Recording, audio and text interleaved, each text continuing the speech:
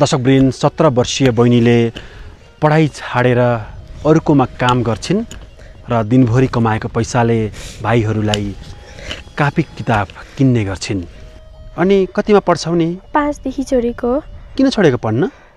घरमा गर्ने मान्छे थिएनन्, त्यही भएर छोडेको। मम्मी बित्नुभयो। 17 वर्षीय बहिनीले यति बेला किताब कापीको ब्याग काँधमा बोक्ने बेलामा जिम्मेवारी बोकेकी छन्। दिनभरि काम गर्छिन्, केही पैसा लगेर भाइहरूलाई पढाउने, घर खर्च चलाउने गरेकी छन्। साथीहरूले स्कुल जाम भन्छन्, तर मलाई चाहिँ घरमा गर्ने मान्छे छैन। लुकी लुकी काम गर्न जानुपर्छ साथीहरूदेखि। किन देख्दा के हुन्छ? डर लाग्छ, लाज लाग्छ। अनि लाज लाग्छ है। हामी बहिनीसँग थोरै यसै विषयमा कुराकानी गर्नेछौँ र भन्छन् उनले पढ्न मन छ भनेर। बहिनी हजुर। नमस्ते। नमस्ते। तिम्रो नाम के हो नि? बरमाया हो। बरमाया? हजुर। तिमी कति वर्ष भयो? 17। 17 वर्षको भयो। हजुर। अनि कतिमा पढ्छौ नि? 5 देखि छोडेको। किन छोडेको पढ्न? घरमा गर्ने मान्छे थिएनन्, त्यही भएर छोडेको। मम्मी बित्नुभयो। मम्मी बित्नुभयो? हजुर। के भएर बित्नुभएको मम्मी? खै बिरामी हुनु भएर बित्नुभएको।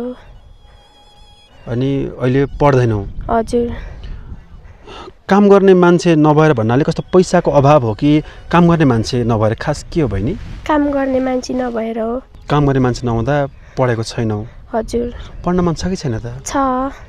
साथीहरूले स्कुल जाम भन्छन्, तर मलाई चाहिँ घरमा गर्ने मान्छे छैन। लुकी लुकी काम गर्न जानुपर्छ साथीहरूदेखि। किन देख्दा के हुन्छ? डर लाग्छ, लाज लाग्छ। अनि लाज लाग्छ है। हजुर। दर्शकवृन्द, यति बेला हामी बागलुङ र रुकुमको सिमानामा छौँ। यो ठाउँलाई निसीखोला भन्ने गर्छ। बहिनी कक्षा 5 पढ्दै छाडेर यति बेला अर्कैकोमा काम गर्न हिँडेकी छन्। काम गरेको पैसा के गर्छौ नि? लगेर भाइहरूलाई कपी किनिदिने गर्छु। भाइहरूलाई तिमीले हेरेको छौ अहिले? हजुर। कति वर्ष भयो तिमी? 17। दर्शकवृन्द, 17 वर्षीय बहिनीले यति बेला किताब कापीको ब्याग काँधमा बोक्ने बेलामा जिम्मेवारी बोकेकी छन्। दिनभरि काम गर्छिन्, केही पैसा लगेर भाइहरूलाई पढाउने, घर खर्च चलाउने गरेकी छन्। अनि अहिले काम गर्न आएकी रहेछौ। यो कहाँ तिम्रो आफ्नै हो कि अन्त आएको? फुपूकोमा आएको। भनेको यहाँ काम गरेर पैसा पाउँछौ? हजुर। कति पाउँछौ नि पैसा? 500। 500 रुपियाँ। यो पैसा के गर्छौ त लगेर? भाइहरूलाई कपी किनिदिने गर्छु। भाइहरूलाई कपी किनिदिन्छौ है? हजुर।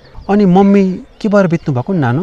मम्मी खै बिरामी हुनुभएको थियो, अनि त्यही भएर बित्नुभयो। कति वर्ष भयो मम्मी बितेको? 6 वर्ष।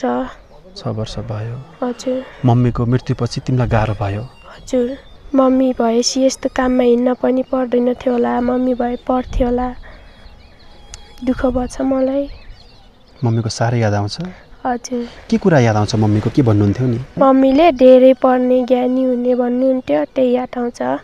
मम्मीको सपना पुरा हुन सकेन है? हजुर। जस्तो यो भिडियो हेरिसकेपछि म पढाउँछु, कतै लगेर हुन्छ कि त्यही हुन्छ कि म पढाउँछु भन्नुभयो भने के हुन्छ नि? पढ्छु।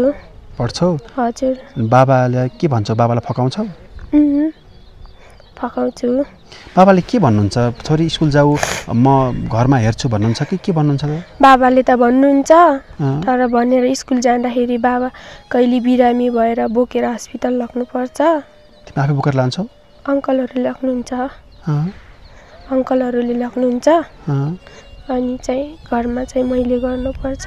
सबै काम तिमी गर्छौ? हजुर। अनि तिम्रो घर कहाँ आउने नानु? मेरो घर पारियो त्यो डाँडादेखि उतापट्टि हो। ए तलै हो? हजुर। तल भन्दा नि त्यो गाउँदेखि वारीपट्टि पर्छ। हजुर। यहाँ आउन कति टाइम लाग्छ? यहाँ आउन 2 घन्टा लाग्छ। 2 घन्टा हिँडेर काममा आउँछौ? हजुर। काम नगर्ने भने के हुन्छ नि नानु? हुन चाहिँ केही हुँदैन, तर भाइहरूलाई कपी किनिदिने हो, त्यही हो। अनि अब तिम्रो त मोबाइल पनि छैन होला है? छ, सानो चलाउँछु। सानो छ? हजुर। हामी तिम्रो नम्बर लिएर जान्छौँ। हजुर। कतिबाट सहयोग आयो भने फेरि आउँछौ, हुन्छ? हुन्छ। हुन्छ कि हुँदैन? हुन्छ। ठिक छ, पिर नगर नानु, सबै बिस्तारै ठिक हुन्छ। अब यो सानो यो भर्खरको उमेरमा यसरी अरूकोमा काममा हिँड्नु परेको छ भाइहरू पढाउनको लागि। टेन्सन नगर, केही सहयोग जुट्यो भने तिमी पनि पढ्नुपर्छ, भाइलाई पनि केही सपोर्ट मिल्छ है नानु? हस्, हुन्छ। अनि घरमा अरू को हुनुहुन्छ नि तिम्रो? अरू त कोही हुनुहुन्न, अङ्कलहरू हुनुहुन्छ। दिदी दाइ? दाइ हुनुहुन्न, अँ, भाइ 2वटा छन्, दिदीहरू 2वटा। दिदीले के भन्नुहुन्छ? काम नगर नानु, हामी छौँ भन्नुहुन्न? भन्नुहुन्छ। अनि फेरि तिमी किन काम गर्छौ त फेरि? घरमा बाबालाई दुःख छ अनि त्यही भएर हो। बाबालाई साह्रै दुःख छ है? हजुर। पढ्न मन हुँदाहुँदै पनि अहिले यसरी काममा हिँड्नु परेको छ। अघि भन्यो साथी देख्दाखेरि लुकेर हिँड्छु भन्यो, किन? लाज लाग्छ साथीहरू परेको हिँड्दाखेरि। सँगैको साथीहरू स्कुल जाँदाखेरि तिमी कोदालो छोपेर काममा हिँड्नुपर्छ है? हजुर। दर्शकवृन्द, नानीले भनिन् कि साथीहरू बाटोमा भेटिन्छन्, स्कुल जाम भन्छन्, त्यो देख्दा लाज लाग्छ, म चाहिँ लुकी लुकी काममा हिँड्ने गर्छु भन्ने कुरा गर्छिन्। हुन्छ, ख्याल गर आफ्नो। अब अहिले त काम गरेको छौ, पछि कतैबाट सहयोग जुट्यो भने हामी आउनेछौँ। तिम्रो घरलाई के भन्छ नि? मेरो घरलाई बिभा। बिफा? बिभा। बिभा? हजुर। निसीखोला गाउँपालिकाको बिभा हजुर। है?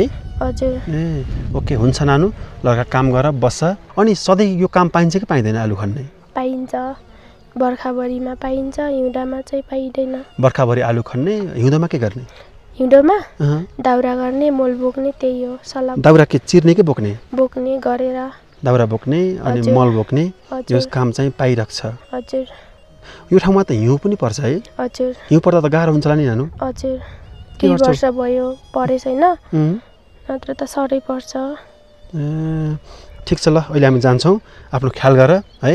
दर्शकवृन्द, 17 वर्षीय बहिनीले यति बेला पढाइ छाडेर अर्कैकोमा काम गर्न हिँडेकी छन्। यो पैसाले भाइहरूलाई पढाउने र घर खर्च धान्ने गरेकी छन्। तपाईँहरूले थोरै थोरै सहयोग गर्नुभयो भने बहिनीको भाइहरूलाई पढाउन मद्दत हुनेछ र बहिनीले पनि पढ्न पाउने छिन्।